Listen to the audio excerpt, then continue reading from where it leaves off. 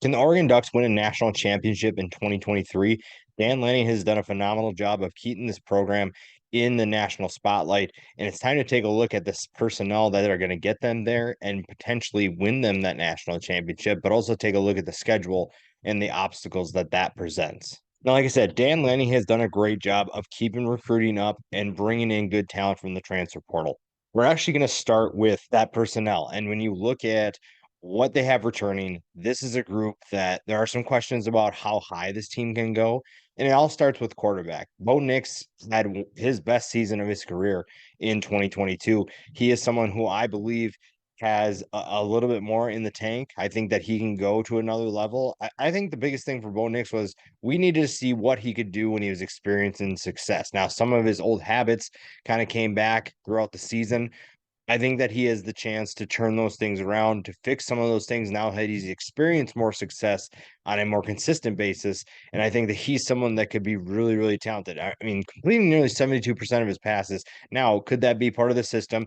Kenny Dillingham is gone to Arizona State, so now you have a new system to learn, and that's going to be interesting. But I still think that Bo Nix is going to be really successful in 2023. When you look at who he has around him, Bucky Irving is one of the best running backs in college football. He's just probably not going to get the recognition that he deserves, which is pretty fitting for an Oregon running back.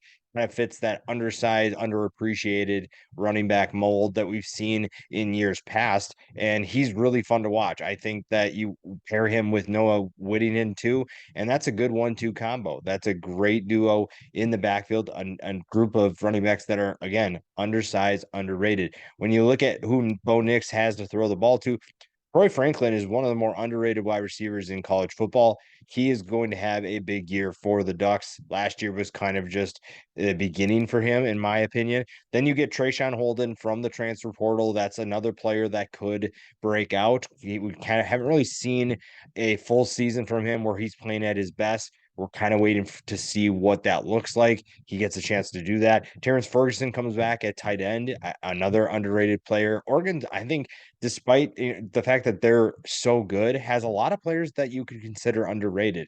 Chris Hudson's another example of that at wide receiver. This is a group that is going to be good at the skill positions. It's just going to come down to the offensive line. They lose a ton of talent on the offensive line. Now they've been recruiting well, but do they have enough talent to replace so many studs on that offensive line, an offensive line that you could attribute a lot of Bo Nix's success to because you've seen what he can do when he has time to throw. And given the limited number of sacks this group provided or allowed, you're looking at someone that needs to step up in Bo Nix because he's probably not going to have that same protection this year. And then when you flip over to the defensive side of the ball, this is probably where things get a little bit more up in the air, although there's a ton of talent to step up and compete. You get Jordan Birch from the transfer portal. Brandon Dorlus returns.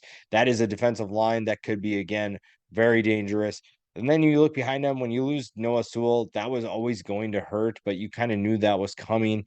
And they have guys on the defensive side of the ball behind that defensive line that are good. I think that there's just a lot of questions that need to be answered. Still a ton of talent. I like some of the transfers that they get, including Birch. They also get Evan Williams from Fresno State at safety. That's a huge get for them. He is an absolute baller for Fresno State. You get Justin Jacobs from Iowa. You get Tez Johnson on the offensive side of the ball from Troy. They did a really good job of hitting the transfer portal and bringing in talent that's going to compete right away. Now, here's the nice thing about Oregon's schedule is that there's not anything that should surprise you. And it's not that the schedule doesn't present challenges because it does with the teams that are in this conference, but it's not anything that you're not going to be familiar with. When you look at the non-conference schedule, the only tough game is the road trip to Texas Tech. Portland State and Hawaii aren't going to be challenging. Now, to start conference play, you would get Colorado at home. This is the introduction for Oregon to Deion Sanders. Oregon should win that game. There shouldn't be any concerns there, even with Deion bringing that team, I think, to a better level. Oregon should win that game. Stanford is kind of up in the air because they have a new coaching staff coming in. It's going to look a little bit different offensively, but they're in a little bit of a transition period. Then the game against Washington. Now they have 2 weeks to prepare for that or road trip, but that's going to be someone that they have to pay attention to. A team in Washington that is extremely talented on both sides of the football, a team that is going to be competing for a Pac-12 title. That is going to be challenging. But again, Oregon knows that. That's not a surprise. You can predict that going into the season. So again, it's not that Washington isn't good. It's just Oregon knows that they're good. It's not surprising. Then you get a home game against Washington State. Could be a better team. Cam Ward is really fun to watch. Someone who is going to be a potential first round pick. Then you look at the rest of that offense. Lots of potential there.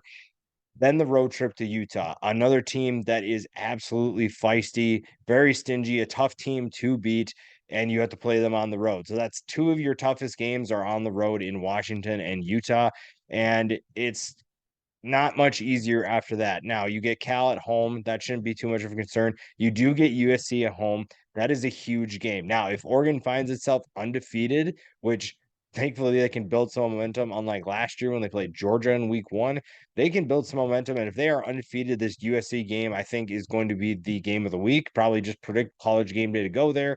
They just have to get to that point. Playing against Caleb Williams and Lincoln Riley, that will be a huge game, a monumental game for the Pac-12, one that could play a big role in determining who has the fast track to the college football playoff and getting the Pac-12 back in there. Then you have a trip to Arizona State. That is always tough, especially if it's a night game. And then the rivalry game against Oregon State. Again, this is a challenging schedule. It just isn't surprising because everybody knows what's going to happen. You look at, we know Colorado's going to be better. We know Stanford's probably going to be more improved. Washington is good. Washington State's going to be tough. Utah is absolutely challenging. USC is really good. Arizona State always gives Oregon trouble for some reason. Oregon State is a rivalry game. There is nothing on the schedule that should surprise any Oregon fan. This is scheduled that is pretty predictable of who each team is going to be. There's nothing that you don't really know. Obviously, things will change as the season go on, but you kind of have an idea already of what it's going to be like. It's just a matter of executing. And with some of the changes that Oregon's going through on both sides of the ball, that's the only thing that you maybe have a concern is what does this team look like? How do they compete?